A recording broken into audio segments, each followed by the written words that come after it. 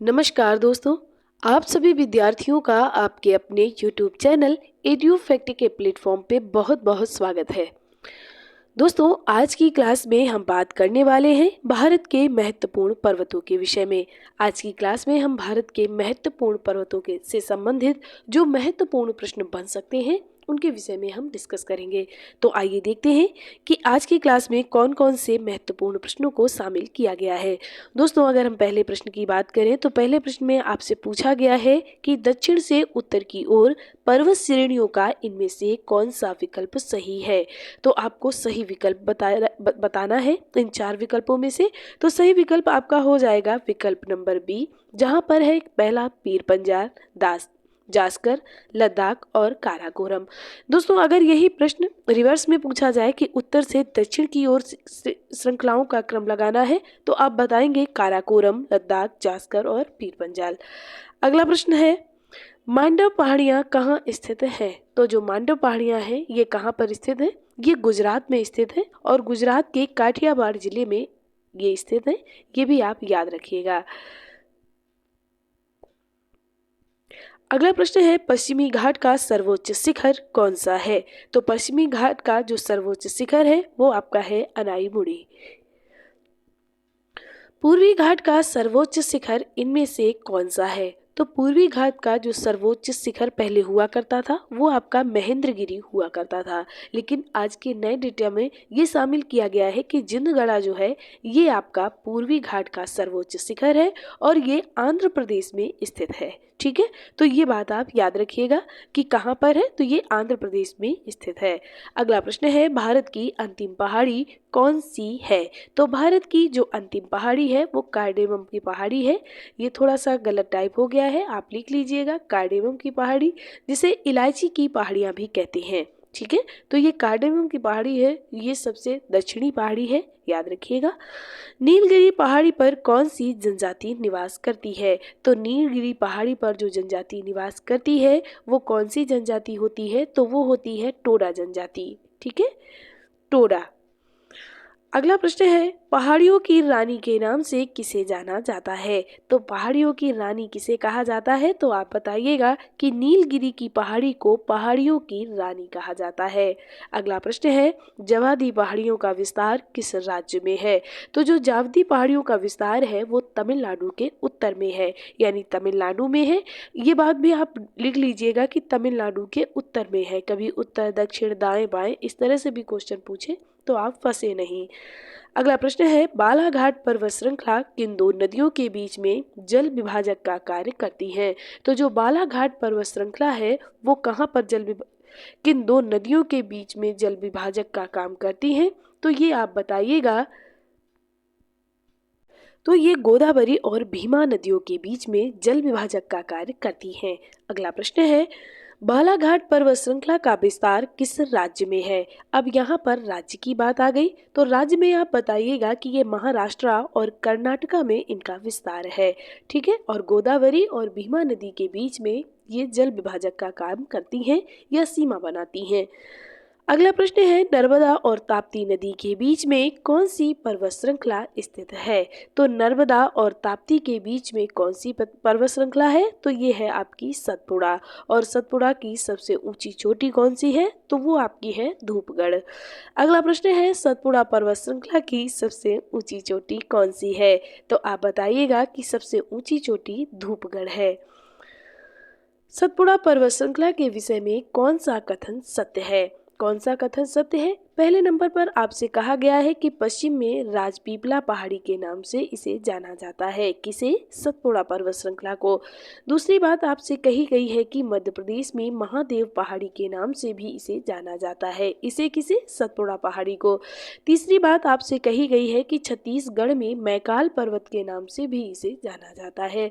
तो ये तीनों बातें सही हैं कि इसे पश्चिम में राजपीपला, मध्य प्रदेश में महादेव पहाड़ी और छत्तीसगढ़ में मैकाल पर्वत के नाम से जाना जाता है। ये सभी बातें बिल्कुल सही हैं, तो आपका सही विकल्प डी हो जाएगा। अगला प्रश्न है, झारखंड में फैले पारसनाथ की पहाड़ी किस पर्वत का हिस्सा है। तो झारखंड में जो पारसनाथ की पहाड़ी है वो विंध्याचल पर्वत का हिस्सा है। ये बात आप याद रखिएगा। उत्तर प्रदेश और मध्य प्रदेश में फैली बाड़मेर की पहाड़ी तथा कैमूर की पहाड़ी किस पर्वत श्रृंखला का भाग है? तो ये किस पर्वत श्रृंखला का भाग है? तो आप बताइएगा कि ये विंध्याचल पर्वत श्रृंखला का भाग है। ठीक है। अगला प्रश्न है, विंध्याचल पर्वत श्रृंखला का विस्तार किस राज्य में नहीं है? नहीं में गोला कर ले ताकि कोई कंफ्यूजन ना हो। तो विंध्याचल पर्वत श्रृंखला का जो विस्तार है वो किस राज्य में नहीं है? तो आप बताइएगा कि ये गुजरात में भी इसका विस्तार है, मध्य प्रदेश में भी इसका विस्तार है, झारखंड में भी इसका विस्तार है, लेकिन छत्तीसगढ़ में इसका विस्तार नहीं है। कहाँ पर है? तो इसका एमपी में भी विस्तार है। ठीक है, तो लेकिन छत्तीसगढ़ में इसका विस्तार नहीं है, तो इस हिसाब से इसका राइट आंसर डी हो जाएगा। अगला प्रश्न है, इनमें से कौन से पटकाई पर्वत श्रृंखला के भाग हैं? कौन सा भाग है? तो पटकाई बूम ये भी है। गारो खासी जयंतिया जो पहाड़ियां हैं मेघालय में, वो भी पटकाई पर्वत श्रृंखला का ही भाग है। और जो लुसाई पहाड़ियां हैं ये भी पटकाई पर्वत श्रृंखला के भाग हैं। तो इस हिसाब से आपका सही विकल्प हो जाएगा उपरोक्त सभी। अगला प्रश्न है, हिमालय की पर्वत चोटियों का पूर्व से पश्चिम की ओर कौन सा क्रम सही है? यानी आपको पूर्व से पश्चिम की ओर सही क्रम में इनको लगाना है। यहाँ पर आपको 4 विकल्प दिए गए हैं। पहले विकल्प में क्या किया गया है? नामचा बरवा, कंचनजंगा, मकालू, एवरेस्ट, अन्नपूर्णा और धौलागिरी। यही विकल्प आपका बिल्कुल सही विकल्प है और यही इनका सही क्रम है। नामचा बरवा, कंचनजंगा, मकालू, एवरेस्ट, अन्नपूर्णा और धौलागिरी। अगला प्रश्न है, तीस्ता नदी से ब्रह्मपुत्र नदी के बीच का हिमालय क्षेत्र कहलाता है। क्या कहलाता है? तो तीस्ता नदी से जो ब्रह्मपुत्र नदी क्षेत्र है वो कहलाता है आपका आसाम हिमालय। ठीक है।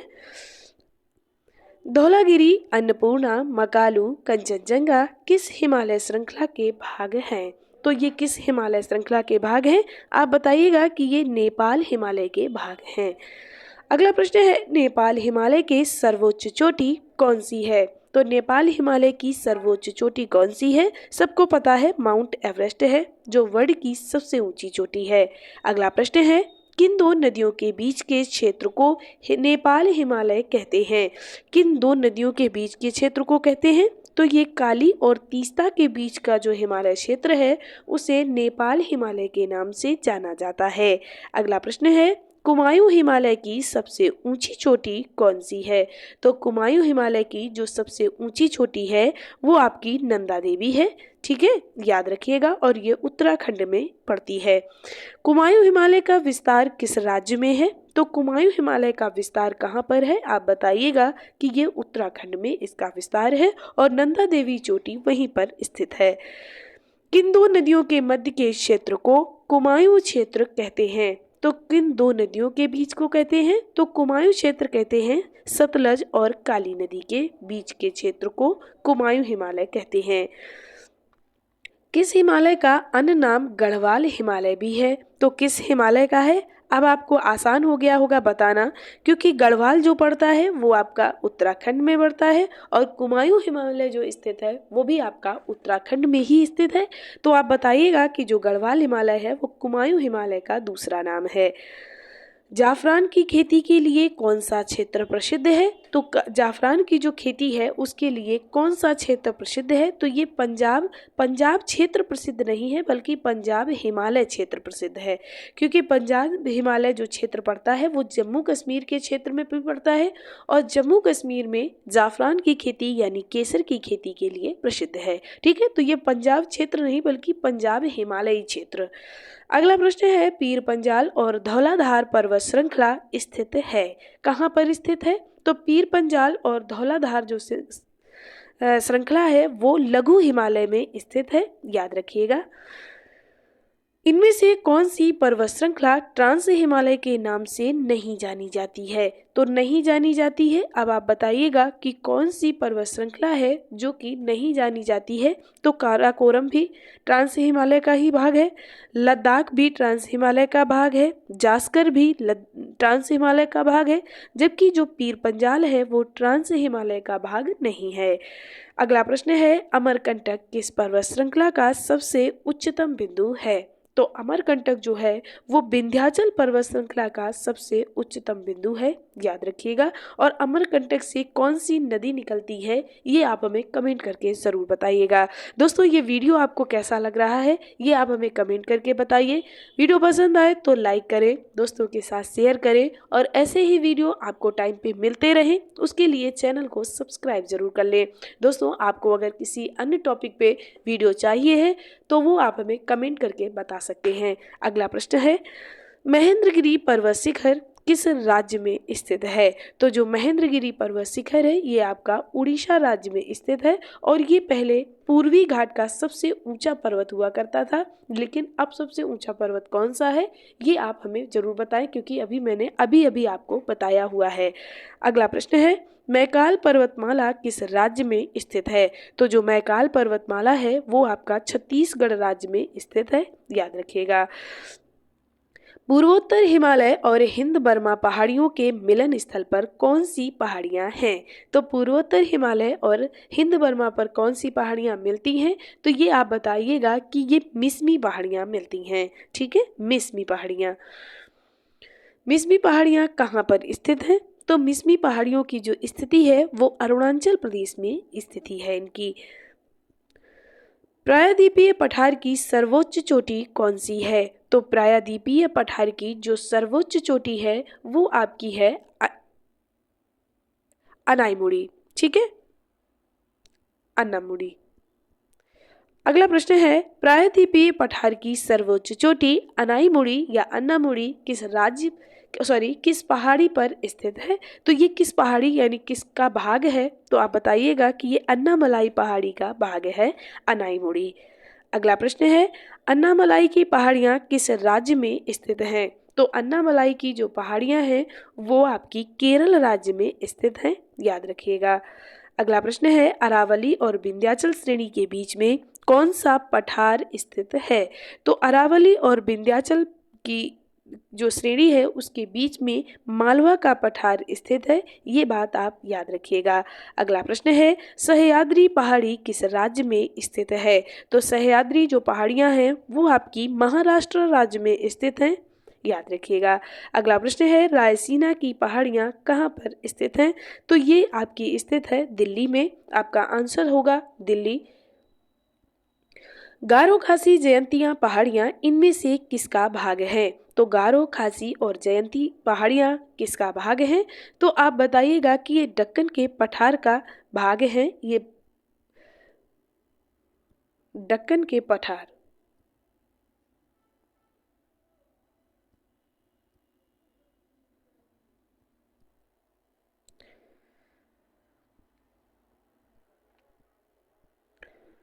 दक्कन का पठार।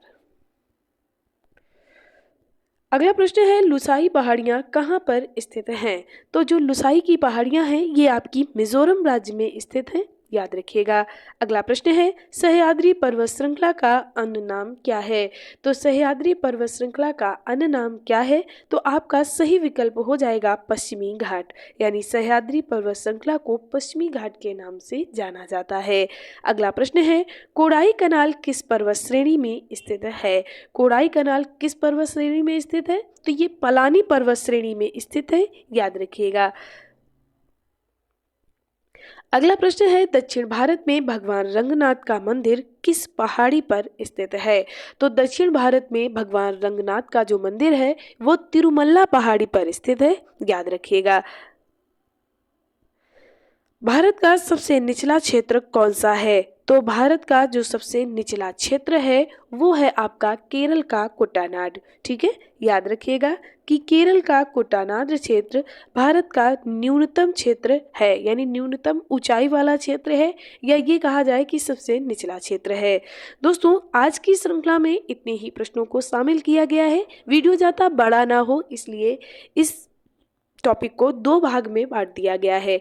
कल की क्लास में भी हम भारत के महत्वपूर्ण पर्वत श्रृंखला के विषय में ही अध्ययन करेंगे, जिसमें कि हम हिमालय पर्वत के कुछ महत्वपूर्ण जो प्रश्न बनेंगे उनको देखेंगे। आज के लिए इतना ही। आप सभी विद्यार्थियों का बहुत बहुत धन्यवाद।